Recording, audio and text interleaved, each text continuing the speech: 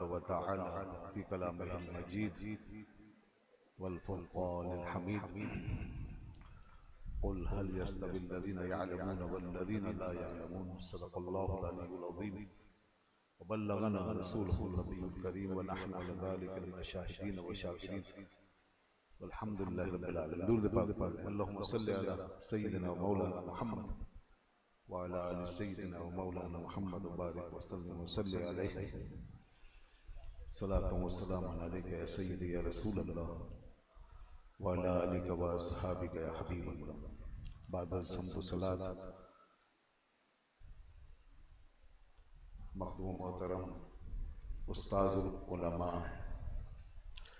مفکر اسلام حضرت قبلہ مفتی اعظم پاکستان مفتی منیر الرحمان صاحب دامت برکاتہ العالیہ، دیگر معزز اور مکرم علماء کرام واجب القدر حاضرین سامعین، ابھی آپ نے مجھ سے قبل ادارے کے سرپرست جناب حضرت علامہ مولانا مفتی محمد خرم اقبال رحمانی صاحب دامت برکاتہ العالیہ سے مفصل خطاب سماعت فرمایا. انہوں نے ادارے کا شاندار تعارف پیش کیا اور اس ادارے کے اغراض و مقاصد پر اچھی طرح تفصیل سے گفتگو فرمائی. یقیناً جو کچھ انہوں نے ارشاد فرمایا اور جو ماحول آپ کے اور میرے پیش نظر ہے، ان ساری چیزوں کو دیکھتے ہوئے ہم ایک ایسی توقع رکھ سکتے ہیں کہ انشاءاللہ آج نہیں تو کل نہیں تو پرسوں یہ ادارہ جامعہ سلیم اہل سنت و جماعت کی ایک منفرد خدمت انجام دینے میں کامیاب ہوگا. اور یہاں سے امید ہے کہ انشاءاللہ ایسے علماء اور دینی اسکالر تیار ہوں گے اور ایسے مفکر پیدا ہوں گے کہ جو آگے آج کے دور کی ضروریات کو پیش نظر رکھ کر آنے والی نئی نسلوں کو ان کے ذہن کے مطابق دین پہنچا سکیں گے اور دین اسلام کی کوئی نمایاں اور اچھی اور عمدہ خدمت انجام دے سکیں.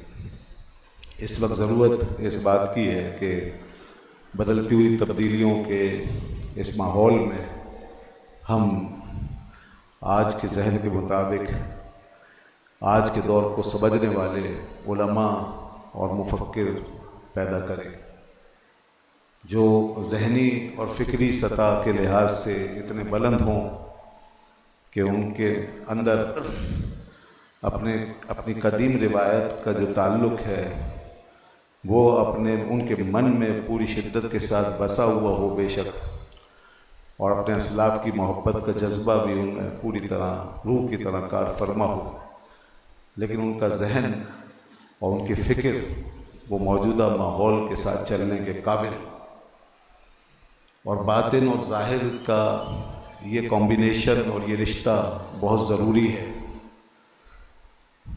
اب ہمارے سامنے کچھ اس طرح کا ماحول بھی ہے کہ آج ایسے مفکرین بھی پیدا ہو رہے ہیں بہت تیزی سے کہ جن کا باطن اپنے اسلاف کے تعلق سے خالی ہے اور جو اپنی قدیم روایات کو ظاہر و باطن میں بالکل چھوڑ چکے ہیں، اور وہ اس بات کو چندہ اہمیت نہیں دیتے اور اہمیت دینے کے لیے تیار بھی نہیں ہیں کہ ہمارے اسلاف کیا تھے اور بزرگوں کی میراث کیا تھی اور ان کا مقام کتنا بلند تھا، ان کی خدمات کتنی عالی تھی. تو وہ اس چیز کو بالکل اہمیت نہیں دیتے، بلکہ ایک گنا تحقیر کے انداز میں بات کرتے نظر آتے ہیں.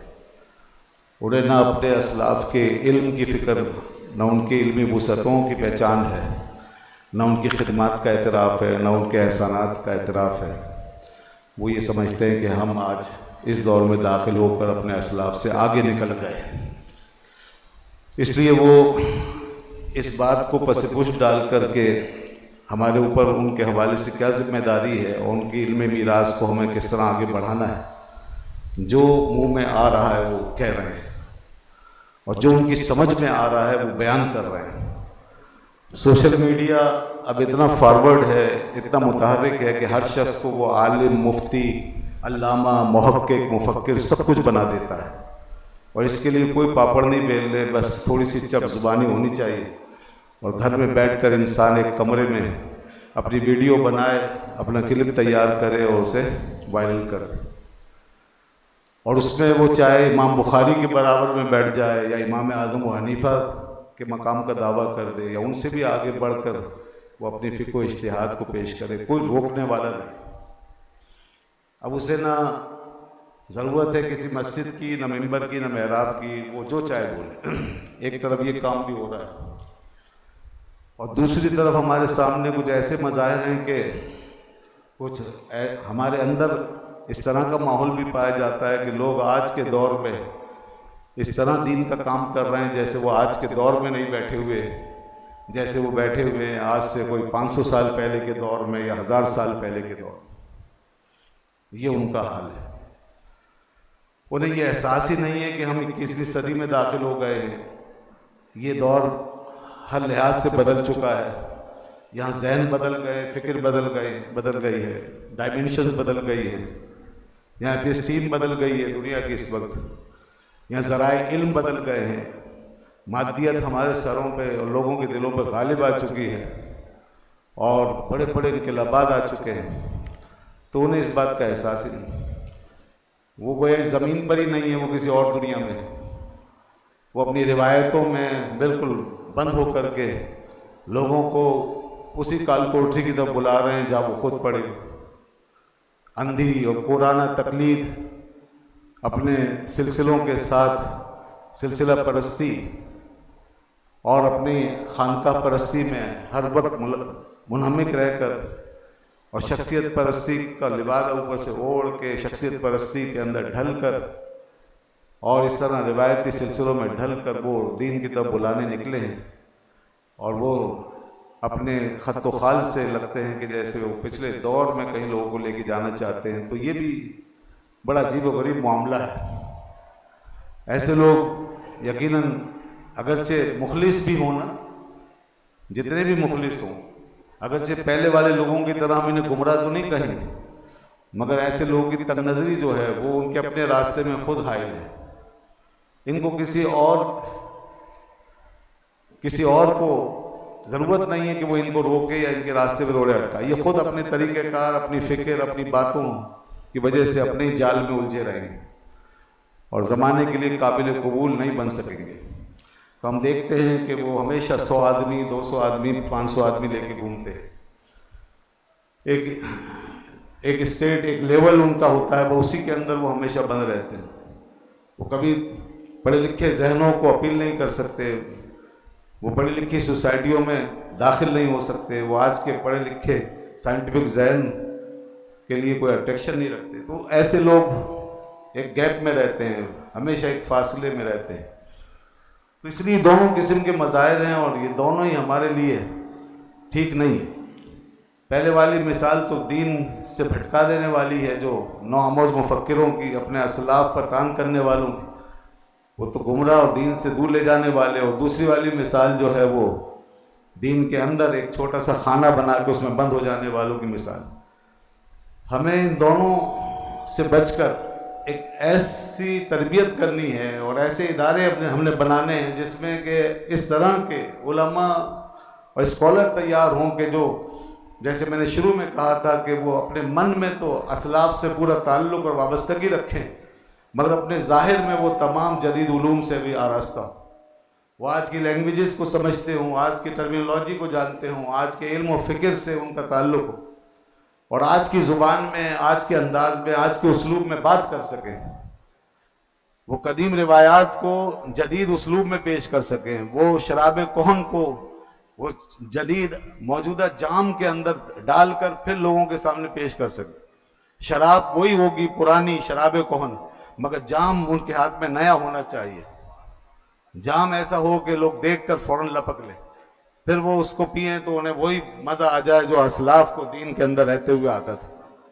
یاد رکھیے کہ ہمیں اسلاف کے اخلاص کی، ان کے جذبے کی، ان کے تقوی کی اور ان کے خلوص کی ہمیشہ ضرورت رہے گی۔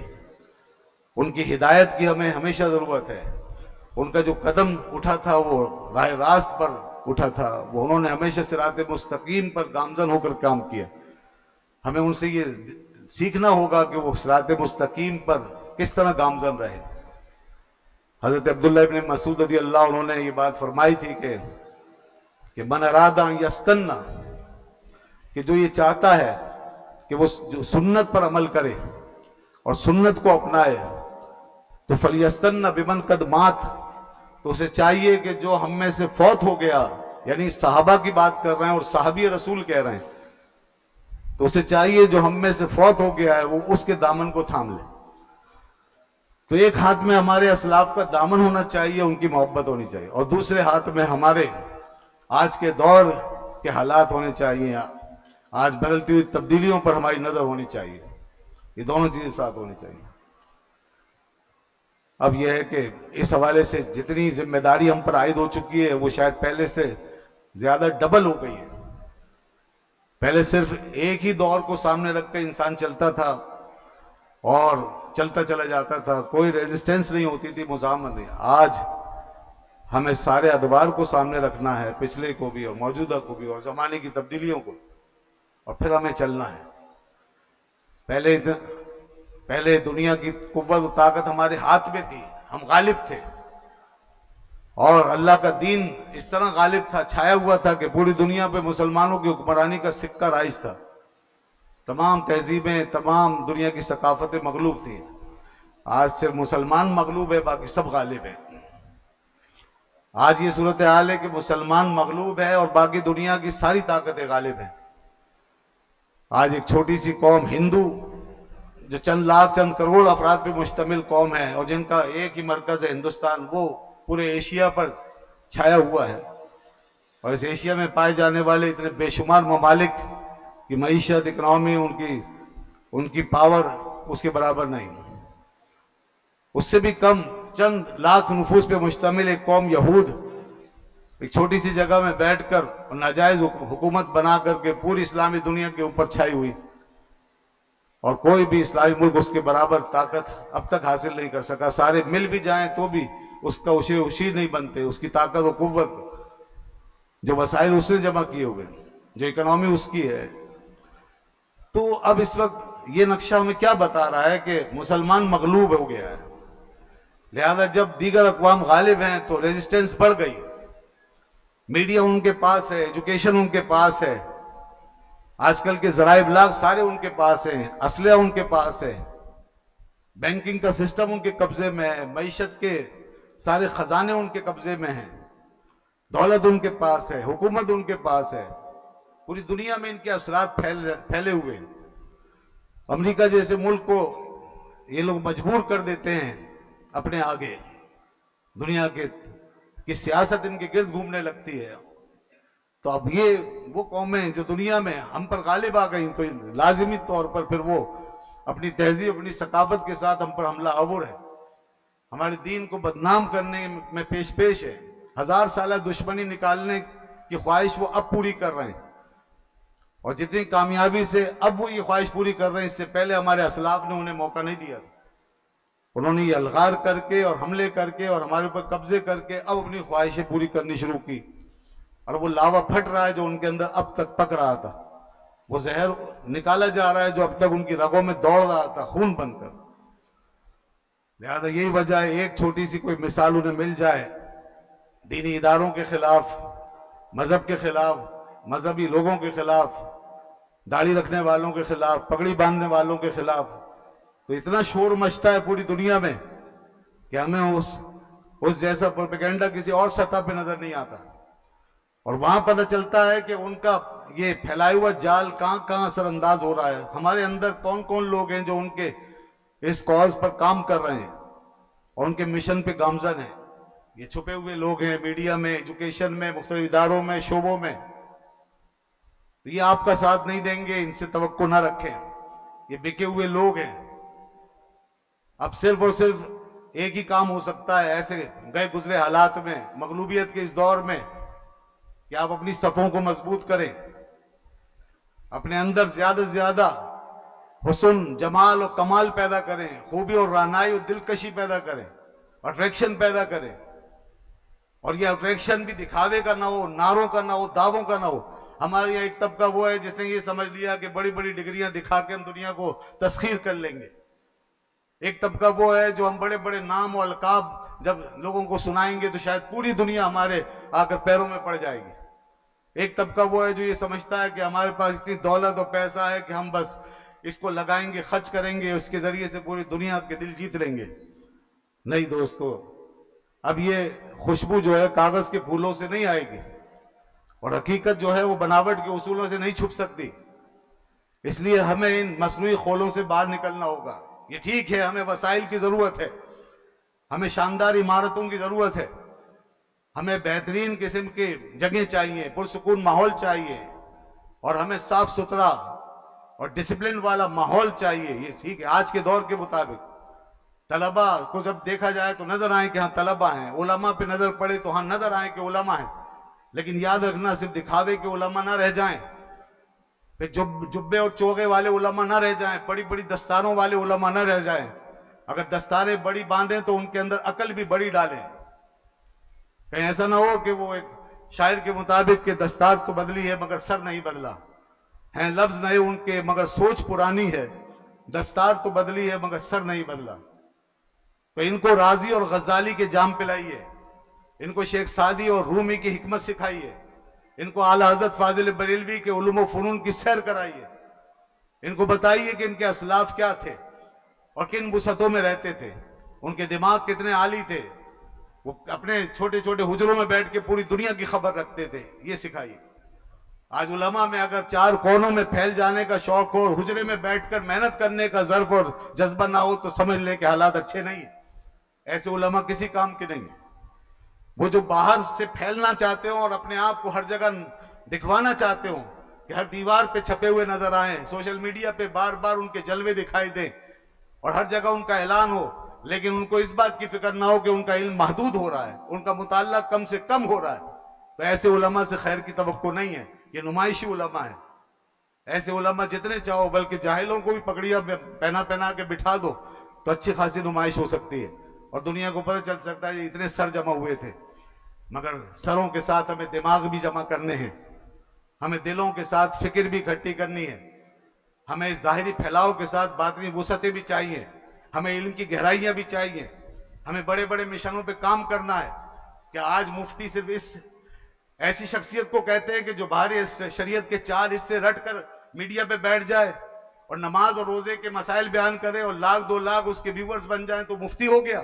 इसको मुफ्ती कहते हैं क्या? मुहक्किक इसका नाम है कि वो वुजू की दुआएं याद कराए, खाने की सुन्नतें बताए और इफ्तार की दुआ वो रोजा खोलने से पहले हो या बाद में हो और सहरी की नियत ऐसे हो या वैसे हो, ये मुहक्किक होते? क्या मुहक्किकों का ये काम है? क्या आला हज़रत फाजिल बरेलवी ने यही लिखा था? तो सोचना चाहिए हम कहाँ हैं, किन मुगालतों में पड़े हुए हैं और किन उस्तादों के हाथों से तरबियत पा रहे हैं। उस्तादों का जहन वसी होना चाहिए, मदरसों का विजन जो है बहुत आला होना चाहिए। हमें दुनिया को मुसख्खर करना है, हमें जहनों को मुसख्खर करना है। हमारे पास वसाइल नहीं है, अब हमारे पास यही मानवी दौलत है, इसी से हमें काम करना है और इसके जरिए से हम जहनों में जा सकते हैं, दिलों में जा सकते हैं। बेशक अब सर दूसरों के कब्जे में है, उस पर हमारा कोई बस नहीं, खजाने दूसरों के कब्जे में हैं, उन पर हमारा कोई बस नहीं, लेकिन जहनों को और फिक्र को और दिलों को मुसख्खर करने के लिए अल्लाह ने आपको बेहतरीन हालात से नवाजा है। वो है आपका मुताला, वो है आपकी मेहनत, वो है आपके असलाफ के साथ आपका ताल्लुक, आपका जज्बा। इकबाल ने सारी फिक्र पढ़ के मगरिब और मशरिक खंगालने के बाद यही कहा था ना, अता असलाफ का जज्बे दरू कर, शरीके ज़ुमरा ला यहज़नू कर, खिरत की गुत्थियां सुलझा चुका मैं, मेरे मौला मुझे साहिब जुनू कर। हमें इस रविश पे आगे बढ़ना होगा, हमें जहनों को सामने रखना होगा, अपने जहनों को वुसअत देनी होगी। आज बहुत थोड़े थोड़े सरमाए पर इक्तिफा किया जा रहा है, ज़ाहिरी बनाओ सिंगार पे इक्तिफा किया जा रहा है और जिसके साथ ये ज़ाहिरी वज़ा कता नहीं है, हम समझते हैं कि ये कुछ भी नहीं है, इसकी कोई हैसियत नहीं है। इसलिए मैं अपने बच्चों से कहता हूं, हमारा ये हाल है कि अगर कल 500 साल पुराने बुजुर्ग, 1000 साल पुराने बुजुर्ग अपनी कब्रों मज़ारों से उठकर हमारे सामने आ जाएं तो हम उनको पहचानने से भी कासिर हैं। نہ ان کو عالم مانے نہ محقق, نہ کوئی بزرگ مانے نہ اللہ کا ولی. اس لیے کہ ہمیں عالموں کے لیے کا بھی ایک خول چاہیے اور صوفیوں کا بھی ایک خول چاہیے. جب تک اس خول میں یونیفارم میں کوئی نہیں ملے گا ہم اس کو عالم اور صوفی مان ہی نہیں سکتے. تو عقل کے داخل لیں اور اپنی قوم کو سمجھائیں. علماء کو کم از کم ایسی تربیت ملنی چاہیے کہ وہ حقیقت پر رہیں. علماء مصنوعیت کا شکار ہو جائیں, بناوٹ کے اسیر ہو جائیں اور دکھاوے سے کام چلائیں تو پھر سمجھ لیں کچھ نہیں بچتا, پھر پوری قوم نے گمراہ ہو جانا ہے. اس لیے 2-4 مسئلے رٹ کر کے عالم بننے کی کوشش نہ کریں. 4-4 سالہ 5-5 سالہ 6-6 سالہ کورس کر کے فخر نہ کریں. آپ 8 سال 10 سال پڑھ کے بھی شرمندگی اختیار کریں, شرمندہ ہوں, اور آپ کی جبین سے پیشانی سے شرمندگی کے قطرے ٹپکے جب آپ فارغ ہوں کہ ہم نے اسلاف کے مقابلے میں کچھ نہیں کیا, ہمیں کچھ نہیں آیا ابھی. اور جتنا کچھ پڑھ لیں آپ کے ہاتھ میں مدرسہ ایک چابی دیتا ہے. علوم و فنون کے خزانے تو بھرے پڑے ہیں, وہ تو سمندروں کی طرح ہیں. لوگوں نے علم کی منزلوں کو طے کرنے کے لیے کھانے پینے میں بھی وقت صرف نہیں کیا. روٹی کے نوالے پانی میں گھول گھول کے پی لیے کہ اتنا وقت نہیں ہے زندگی میں کہ علم کی منزلیں طے ہو سکے. امام شافعی رحمۃ اللہ علیہ فرماتے تھے جو یہ دعویٰ کرے کہ مجھے مکمل عربی آتی ہے وہ جھوٹا ہے. کوئی شخص یہ نہیں کہہ سکتا میں پوری عربی سیکھ گیا. آج یہ حال ہے ہمارا کہ چند کتابوں پر اکتفا کیے ہوئے مطالعہ چھوڑا ہوا ہے. میں کہتا ہوں ہمارے اندر مطالعے کی رمق پیدا کیجئے. آج مدرسہ اسی چیز کا نام ہونا چاہیے, کورس اس چیز کا نام ہونا چاہیے, تربیت تعلیم اس چیز کا نام ہونا چاہیے کہ ایک طالب علم جب اس ماحول سے نکلے تو وہ علم کا شہدائی ہو, وہ اپنی زندگی کو نہ کافی سمجھے اور ساری زندگی بیٹھ کر پڑھنے پڑھانے میں خرچ کر دے, اسے کسی اور چیز کی فکر نہ ہو. اگر ہم نے ایسے ذہن بنا دیے تو مدرسے نے اپنا کام دکھا دیا اور اپنا فرض پورا کر دیا. اور اگر ہم نے صرف یہ کیا کہ بناؤ سگار کر کے آرٹیفیشل تیاریاں کر کے ظاہری میک اپ کروا کے لوگوں کے سامنے مقبول کروا دیا, نعرے لگوا دیے, تو یہ کوئی کامیابی نہیں ہے. علم کے میدانوں میں جب اترو گے اور جب شیروں سے مقابلہ ہوگا تو کاغذ کے شیر نہیں چلیں گے. مولانا روم رحمۃ اللہ نے فرمایا تھا اپنی تلوار لوہے کی بنا, لکڑی کی تلوار میدان میں فیل ہو جائے گی. یہ جو لکڑی کی تلوار ہے تو لوگوں کو دکھا تو سکتا ہے مگر میدان میں لے جا کے لڑ نہیں سکتا. لڑنے کے لیے لوہے کی تلوار چاہیے. اس لیے میں ان طلباء کو نصیحت کروں گا اور یہاں بیٹھنے والے تمام حضرات عوام اہل سنت ان کے سامنے یہ معیار پیش کرنا چاہوں گا کہ حقیقت شناس بنیے اور یہ طلباء مطالعے کی دنیا میں داخل ہوں, پڑھیں, محنت کریں, حقیقی عالم بنیں اور اپنے علم کو ہمیشہ کم دیکھیں, اپنے آپ کو پیاسا سمجھیں, ہمیشہ پیاسا سمجھیں اور ہمیشہ طلب و جستجو میں رہیں. جیسا کہ اللہ کے محبوب نے فرمایا کہ ماں کی گود سے لے کر قبر کی گود تک انسان ہمیشہ پڑھتا رہے, سیکھتا رہے, طالب علم بنا رہے. طلب العلم من المہد الی اللحد, یہ ہے علم کا معاملہ. تو علم اس طرح اپناؤ کہ علم آپ کی شخصیت کو تبدیل کر دے اور آپ اپنے دین و مسلک کے لیے ایک ایسی پہچان بنے کہ آپ کے ذریعے سے دین و مسلک کا معیار بلند ہو, روایات کا معیار بلند ہو, ماحول کا معیار بلند ہو. عالم وہ ہے جو معیار کو بلند کرے, عالم وہ نہیں ہوتا جو معیار گرا دے اور گھٹا دے. عالم کی بول چال معیار بناتی ہے, عالم کی تقریر معیار بناتی ہے, عالم کا خطبہ معیار بناتا ہے. آج ہم کس قسم کی تقریر سن رہے ہیں جس میں جاہلانوں گھٹیا زبانوں پہ نعرے لگا رہے ہیں. ہم ابے اور تبے کے ساتھ گفتگو ہو رہی ہے, ہم نعرے لگا رہے ہیں, واہ واہ سبحان اللہ کر رہے ہیں. اسٹیجوں پہ گالیاں دی جاتی ہیں اور ہم واہ واہ سبحان اللہ کرتے ہیں. ہم سمجھتے ہیں ہم نے جو ذہنی خول بنایا دنیا اسی کا نام ہے. دنیا بہت بڑی ہے, جا کے لوگوں سے پوچھیں کہ وہ کیا رائے رکھتے ہیں ہمارے بارے میں. اس لیے اپنی زبان کو, تہذیب کو, کلچر کو, ہر چیز کو ہمیں ادب سکھانا ہوگا. ہمیں آج کے ذہن کے مطابق, اپنے اسلاف کے ورثے کے مطابق اپنے آپ کو ڈھالنا ہوگا. اسٹیج پہ بیٹھ کے جس کا تماشا کامیاب ہو جائے اس کا سکہ چل جاتا ہے, جس کے نعرے لگ جائیں وہ معیار بن جاتا ہے. یہ بہت بڑا زوال ہے. علمی معیار اپنائیے اور اپنے اسلاف کا جن کا نام لیتے, جن کے نعرے لگاتے ہو, جن کی نیازیں کر کے ہم اپنے آپ کو مستفیض کرتے ہیں اور جن کے نام سے اپنے آپ کو بلند کرتے ہیں, ان کا کردار, معیار, اخلاق بھی اپنائیے. ذرا دیکھیے ان کی باتیں اٹھا کر کے کتنی سنجیدگی سے انہوں نے کام کیا. آج تو ایسا لگتا ہے جیسے بعض لوگوں کی باتیں سن کے ٹھٹا مذاق ہو رہا ہے, ہنسی مذاق ہو رہا ہے, اور جیسے ہم کسی اور ہی دنیا میں چلے گئے ہیں. ایک زمانے میں مفتی احمد یار خان صاحب نعیمی رحمۃ اللہ نے لکھا تھا, اب جلسوں کا حال یہ ہے, اب یہ کتنی پرانی بات ہے اور اب کیا ہو گیا ہوگا. وہ فرماتے ہیں جلسوں کا حال یہ ہے کہ لوگ جب جلسہ سن کے آتے ہیں تو ایسا لگتا ہے تھیٹر سے آ رہے ہیں, کوئی ہنسی مذاق کا تھیٹر لگا ہوا ہے. یہ حالات ہیں. تو اس لیے اپنے آپ کو سنبھالیے اور یوں بہنے نہ دیجئے. اور اپنے اکابر، اب جو پہلے کے اکابر تھے ان تک تو ہم پہنچنے سے بہت قاصر ہیں، لیکن میں کہتا ہوں آج کے اکابر بھی جو آپ کے سامنے، اگر ان کا دامن بھی تھام لے تو غنیمت ہے. اللہ تعالیٰ ہمارے حال پہ رحم فرمائے. وآخر دعوانا الحمدللہ رب العالمین.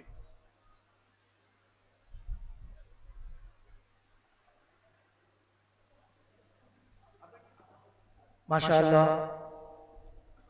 محترم جامعہ انوار القرآن جناب ڈاکٹر رضوان احمد نقشبندی صاحب اپنے خیالات کا اظہار فرما رہے تھے.